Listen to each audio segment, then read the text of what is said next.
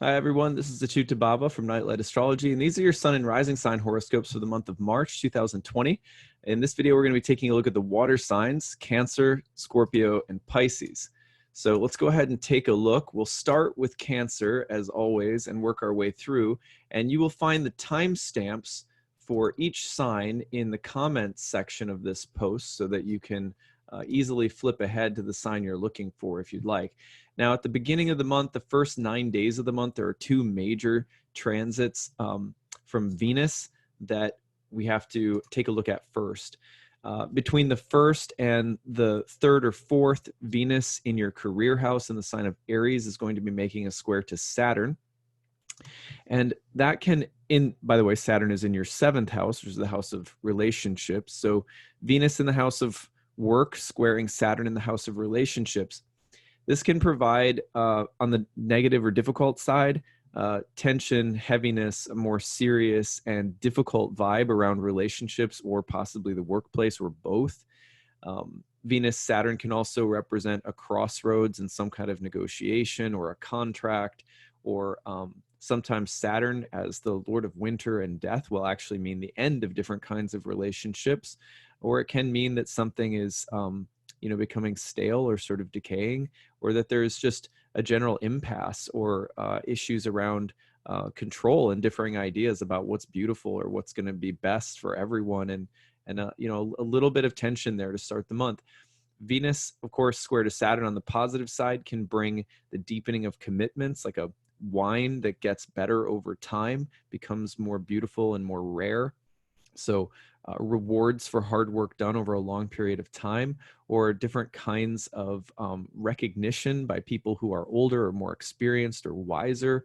The idea also of a seriousness that adds beauty and depth to something. So deepening commitments as well in relationships or in the workplace, greater responsibilities, rewards for hard work done, stuff like that.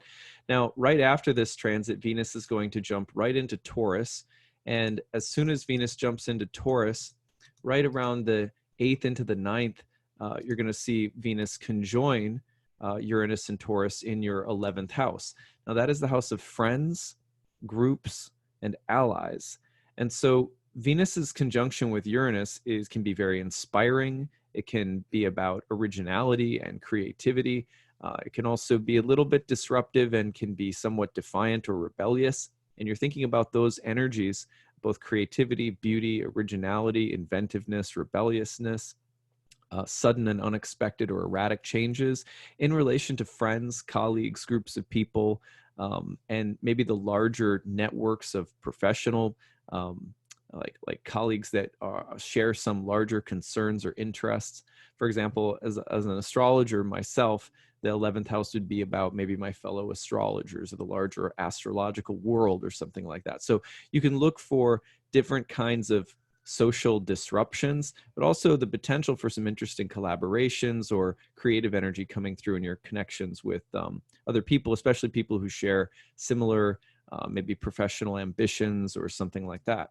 So that's the Venus energy at the beginning of the month. Now, between the 7th, 8th, and 9th, we also have two transits coming along that are both of great importance in your 9th and 3rd houses. The full moon on the 8th and into the 9th, I should say.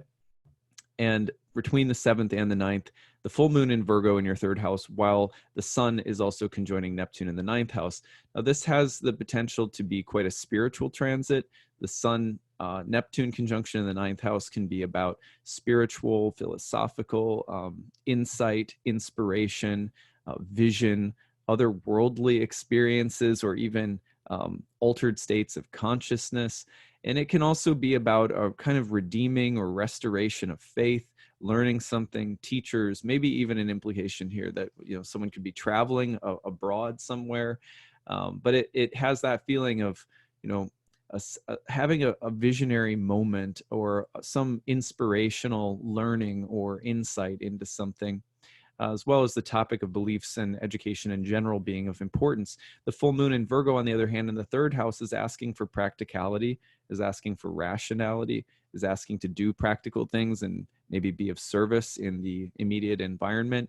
And is also looking at how, how does my vision or my beliefs square up with the daily ways in which I'm living my life? And, asking those detail-oriented, more rational questions about how to implement some kind of larger vision or inspiring moment that maybe you're having. So that's an interesting tension between the third and ninth houses. Both have a lot to do with learning, possibly also traveling in both houses.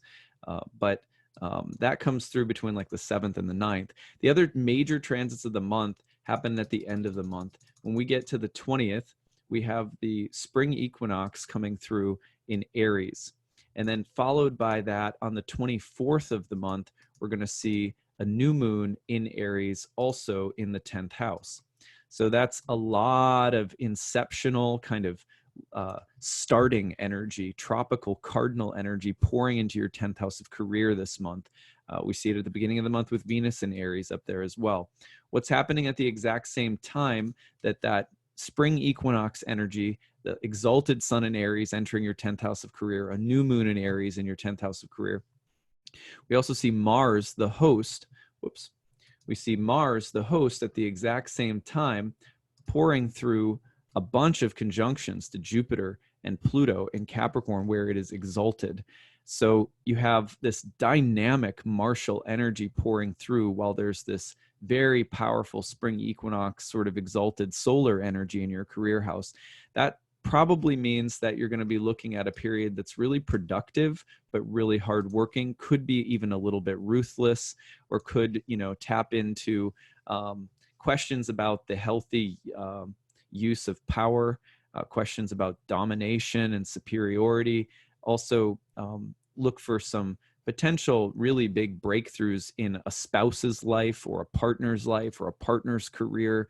And it's also possible with Mars hitting Jupiter that there could be Jupiter in its fall in the 7th house, maybe some issues around beliefs or differing principles in relationships. Jupiter often touches upon our beliefs. Mars could, kind of jump in there and make that a little bit contentious. So maybe some sort of principled conflicts in relationships or at work. But this looks very powerful and productive, and has that feeling of wanting to start something and power through a limitation. But there's a lot of hard work in here. It's kind of a pressure cooker, it looks like, because by the end of the month, Mars is also going to conjoin with Saturn. Now, that's the other big news toward the end of the month, is that on the 22nd, Saturn is going to enter your 8th house. You're getting a preview of Saturn in your 8th house, where it's going to be for the next 2 years once it finally ingresses into Aquarius to stay toward the end of the year. We're just getting a little preview now for a couple of months. And Saturn in the 8th house, of course, the house of other people's money, other people's resources, debts that people owe us or that we owe other people, things like taxes, insurance, investments. So a lot of maybe a focus in the next couple of years for Cancers on that question of money, resources, and shared resources, I should say, in particular.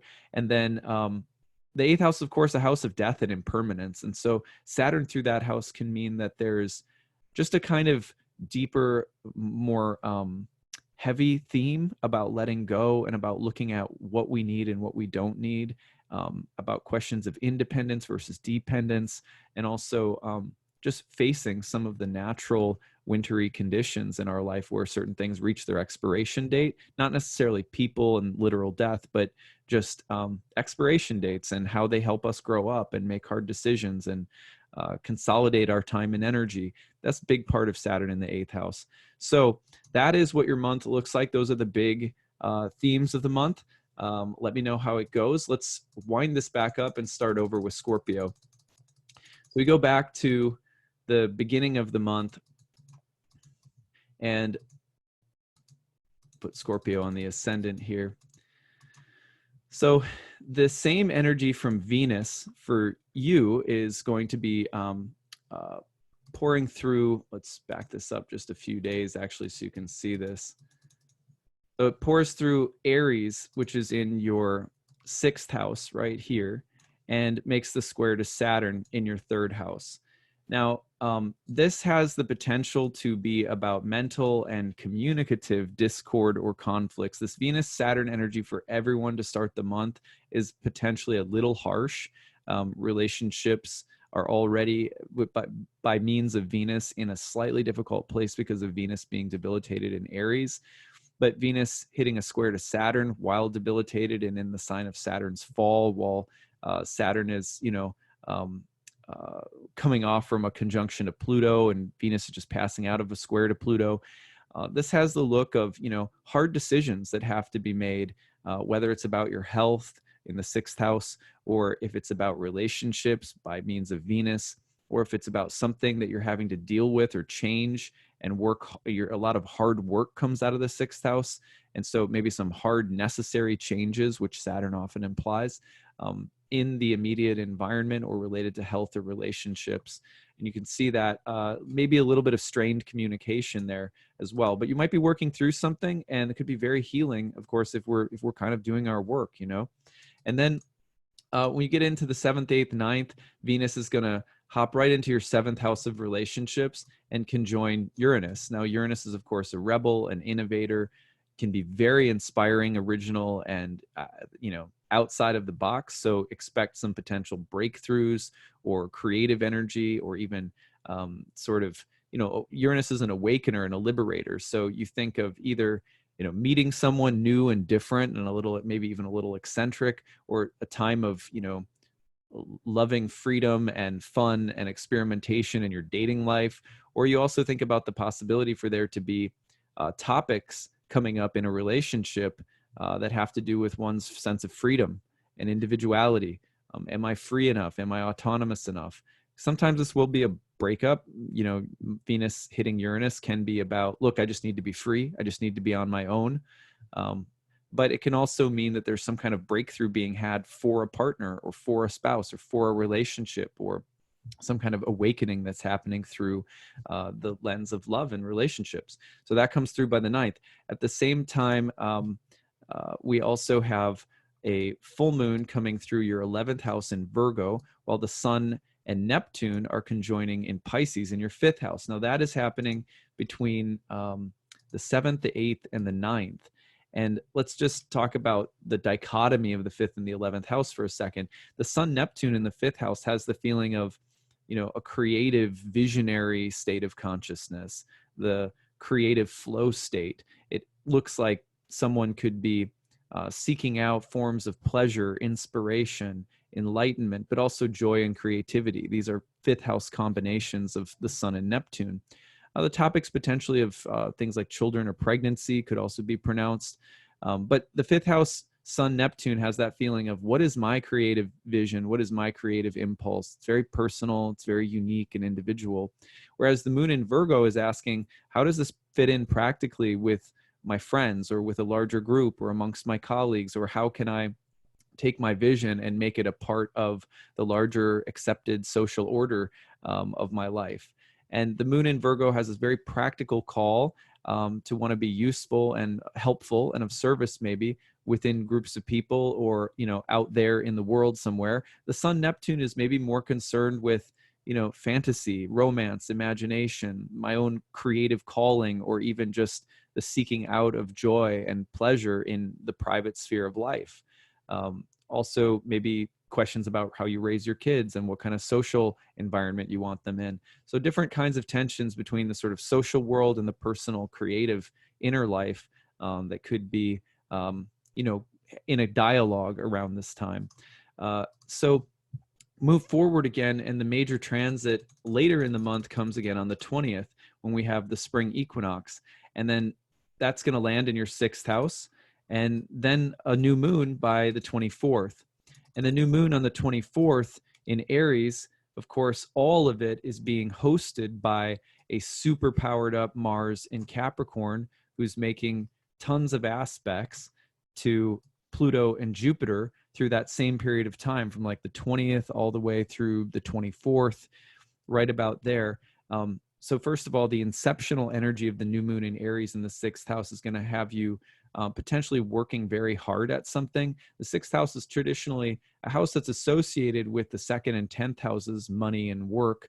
The sixth house has that feeling of the actual back-breaking sort of work that you have to put in, the labor under the hot sun.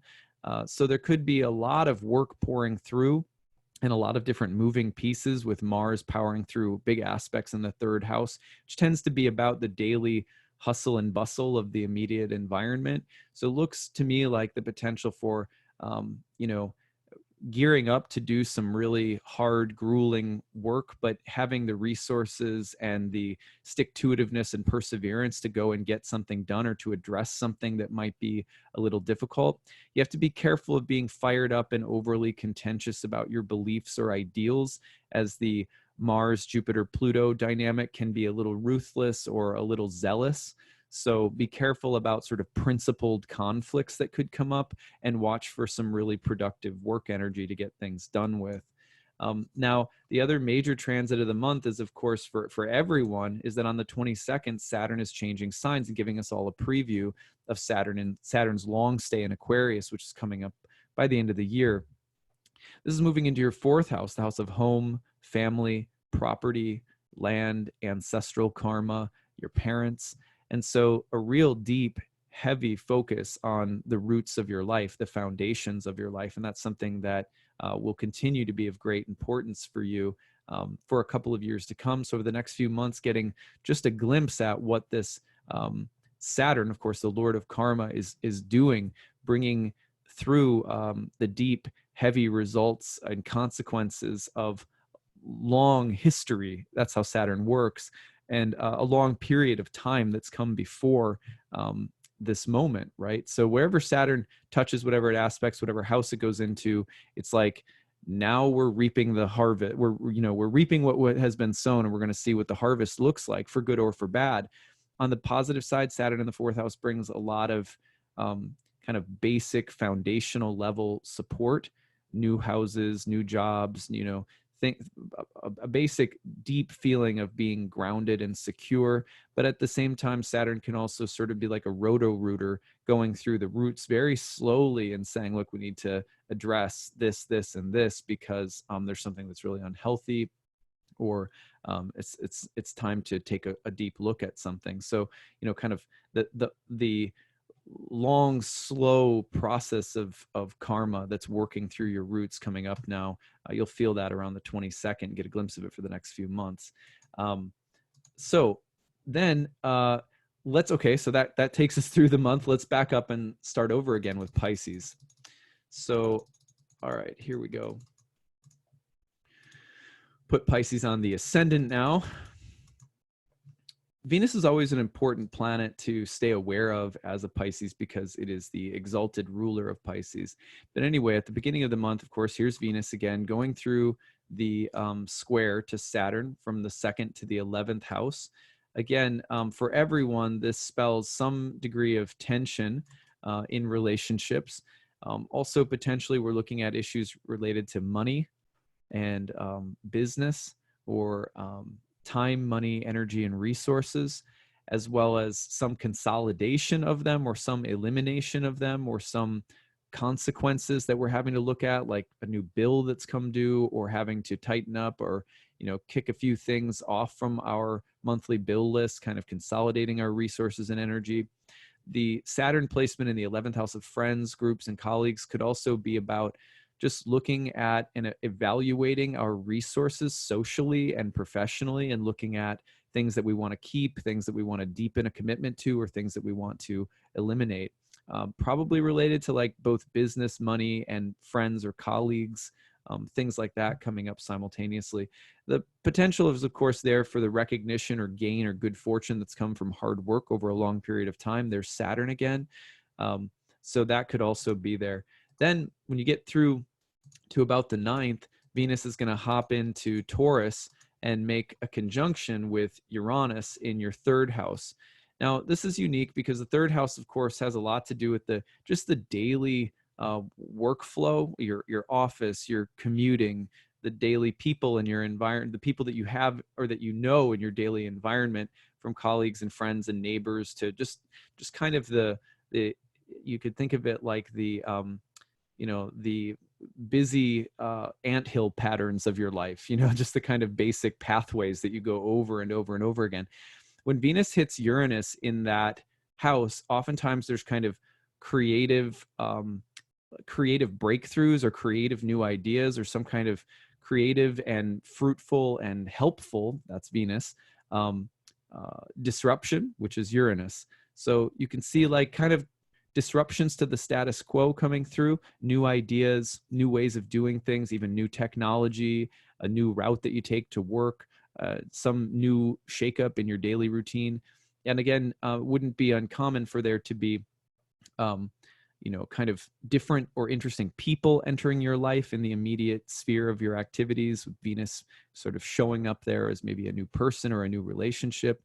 But there can be also some you have to be careful, because Venus Uranus can also mean that there's some breakdowns in communication, some disruption to communication, and themes of the need for greater independence and originality, and maybe even a little defiant energy that comes along with it. So you want to watch for that.